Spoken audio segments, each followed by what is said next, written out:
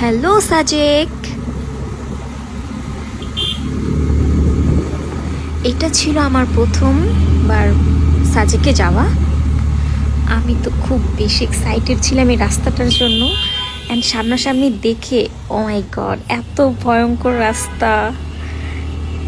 এই যে কথায় বলে না যে প্রকৃতি যতটাই সুন্দর ঠিক ততটাই ভয়ঙ্কর। এক কথায় সৌন্দর্যটাকে বলা হয় ভয়ঙ্কর সুন্দর। আমার তো বেশ ভালো লাগছে। এক পাশে পাহাড় আর এক পাশে খাদ, আবার মাঝে মাঝে দুই পাশেই খাদ। অ্যান্ড এই রাস্তাটা পাড়ি দেওয়া কোনো সহজ ব্যাপার না।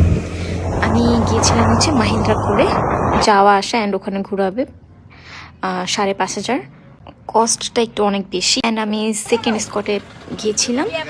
আমার রিসর্টের নাম ছিল হচ্ছে মেঘপুঞ্জি রিসর্ট। তারপর এখানে গিয়ে আমি আমার খাবার শেষ করি দেশি মোরগ আর সবজি ডাল দিয়ে। তারপর একটা ব্যাম্বো টি ট্রাই করি। আর যে আপুটা এটা বানিয়ে দিয়েছিল এটা অসাধারণ দেখতে। আর এটা ছিল হচ্ছে কটেজের এন্ট্রি পয়েন্ট। কটেজটা কিন্তু অনেক বেশি সুন্দর ছিল। আর এটা ছিল আমার সাজেকের প্রথম দিন। কিছুক্ষণ হচ্ছে হাঁটাহাঁটি করে আমি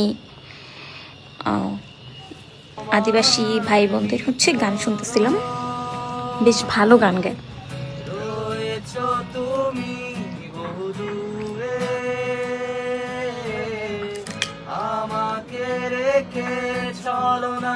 ওখানে সময়টা অনেক ভালো কেটেছিল। আমার তো আসতে ইচ্ছে করছিল না। অ্যান্ড এত ঠান্ডা। মেঘ দেখতে গিয়েছিলাম সাজেক, বাট কুয়াশার চাদরে মেঘই দেখতে পাই নাই। এত কুয়াশা, এত বেশি ঠান্ডা। এনিওয়ে গানটা কিন্তু অনেক বেশি সুন্দর হচ্ছে। চলেন গানটা শুনি।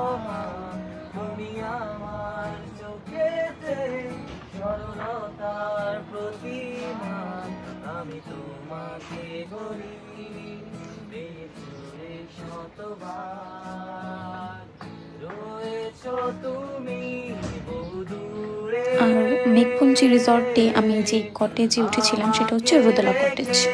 ওখানে মেবি কটেজে নেই 5-6টা ছিল কটেজ। 2টা ফ্যামিলি কটেজ, বাকিগুলো কাপল কটেজ। রোদেলা কটেজ হচ্ছে পার নাইট 5.5 করে, 5.5K। অনেক বেশি এক্সপেন্সিভ, বাট সৌন্দর্যের দিক দিয়ে বলতে গেলে ভালোই।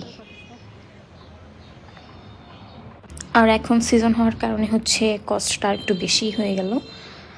আর আমার তো অলমোস্ট 1 মাস আগে এটা বুকিং করতে হয়েছে, নাহলে পাচ্ছিলামই না।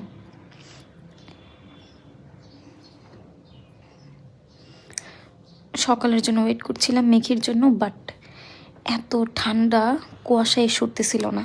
এত কুয়াশা, পুরো ভিজে গিয়েছিল সব।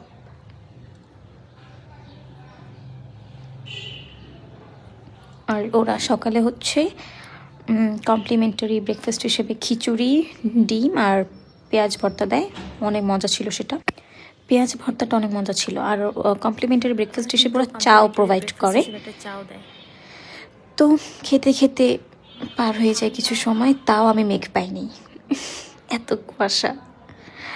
মনে হচ্ছিল কি আমি ওইখানকার রাস্তা দেখে মনে হচ্ছিল আমি কোনো বাংলাদেশের না, ইন্ডিয়ার কোনো দার্জিলিং, সিকিম এগুলার কোনো রাস্তা হবে। এত কুয়াশা ছিল। কুয়াশা আমি যে ভিডিও করছিলাম আমার ফোনে বাড়ি খেতেছিল কুয়াশাগুলা। টাটা।